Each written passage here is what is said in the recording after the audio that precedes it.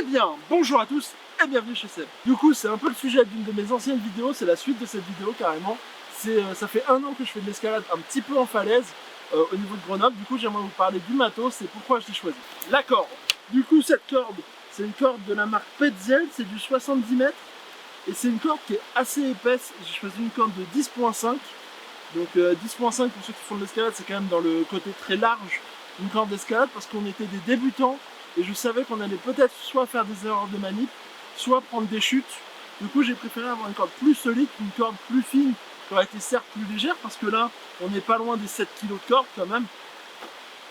Mais c'est pour ça que je l'ai choisi, une corde résistante.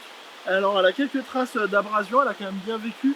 On a dû monter, je crois qu'on montait à peu près une fois par semaine pendant bien 6 mois. Donc elle a pas mal duré.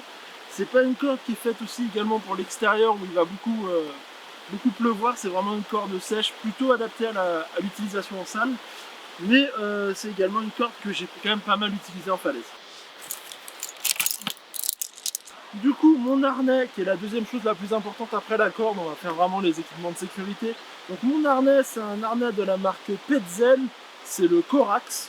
Donc c'est vraiment un harnais plutôt adapté débutant. C'est pas ce qu'il y a de plus léger sur le marché, je sais plus combien il pèse, je vous le mettrai sur l'écran. Mais pourquoi je l'ai choisi? Parce que il avait plusieurs portes matérielles, il en avait 4, dont 2 qui sont renforcés sur les côtés et 2 plus mous derrière. Également beaucoup de sangles de réglage. C'est pas un harnais mono-sangle que vous pouvez voir par exemple dans les compétitions qui sont très adaptés pour la compétition, très léger. Là c'est vraiment un harnais très confort. Vous avez une très grande bande dorsale, vous avez de la place pour les cuisses et vous avez surtout, comme je disais, plusieurs bandes de réglage. Là j'en ai 2 au niveau du torse et j'en ai une par jambe. Donc c'est vraiment un harnais qui est extrêmement confortable. Il n'était pas bien cher et il m'a été conseillé par un vendeur et du coup j'en ai pas reçu le besoin de le changer parce que vraiment aucun problème. J'ai pris quelques chutes dans celui-là, franchement zéro problème.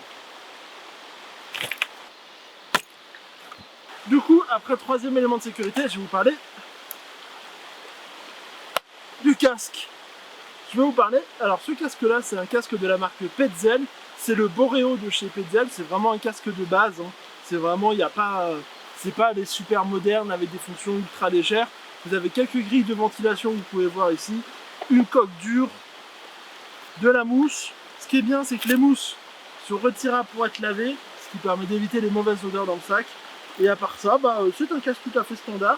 Vraiment, je vous conseille vraiment le plus possible si vous pouvez, mettez un casque parce qu'une chute de pierre c'est arrivé si vite et ça serait bête soit que vous preniez la pierre et que soit vous mourrez, soit votre assureur prend un caillou et vous laisse tomber.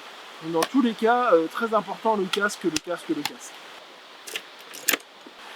Du coup, je vais vous parler de mes chaussons, ceux que j'ai principalement utilisés cette année en escalade, que ce soit en salle, dehors, en bloc, partout, c'est mon chausson à tout faire. C'est le Oasis de chez Tenaya. D'ailleurs, on peut voir il commence à souffrir un peu, il commence à accuser les journées de grimpe. Du coup, pourquoi ce chausson? Parce que c'est un chausson vraiment qui est fait un peu à tout, qui est extrêmement souple, donc j'aime pas mal, mais qui est quand même qui est extrêmement sympathique. Il y a assez de choses pour faire tout ce qui est heel hook et tout hook et ce genre de choses.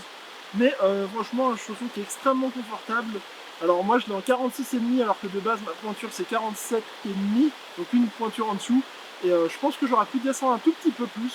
Mais franchement, très bon chausson, très souple, donc pas pour tout, mais en tout cas sur le rocher il m'a jamais déçu, jamais de perte d'adhérence, franchement très très bon chausson.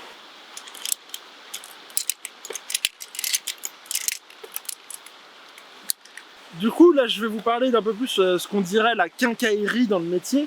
Je vais surtout vous parler d'abord de mes systèmes d'assurage que j'ai utilisés. Alors, j'en ai eu 3.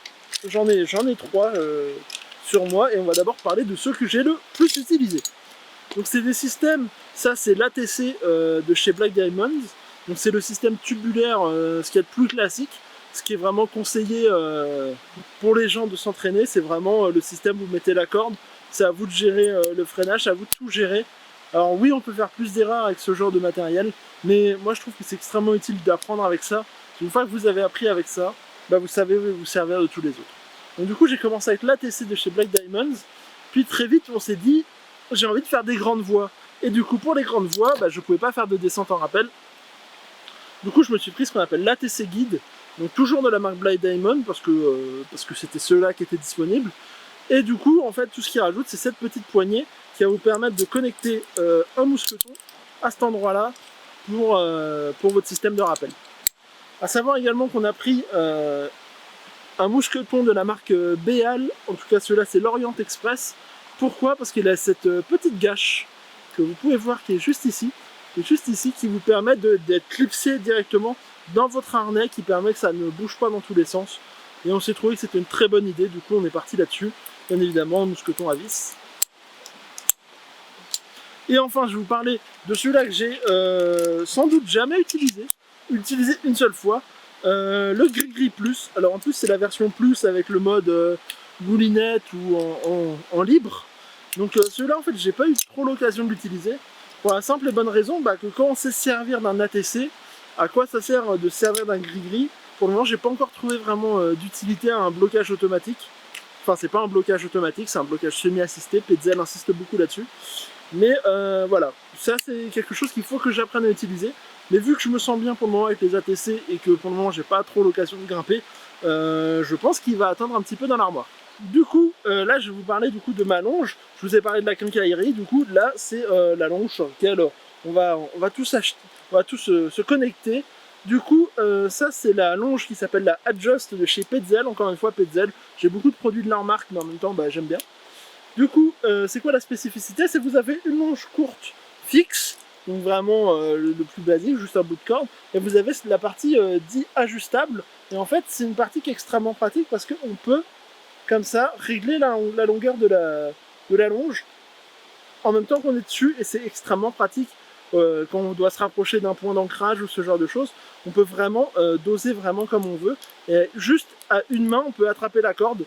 Bon là je suis obligé d'être deux, mais parce qu'il n'y a pas d'ancrage, mais on peut vraiment régler sa longe, et une fois qu'on l'a bien réglé, on lâche, et franchement, j'ai jamais eu aucun problème de glissement, rien, et pourtant je l'ai beaucoup utilisé, donc c'est extrêmement pratique. Du coup, on va passer au dégaine. Donc au dégaine, pour ceux qui connaissent pas, c'est là on vient passer la corde, c'est là qui vient rattacher le mur ou la falaise à la corde.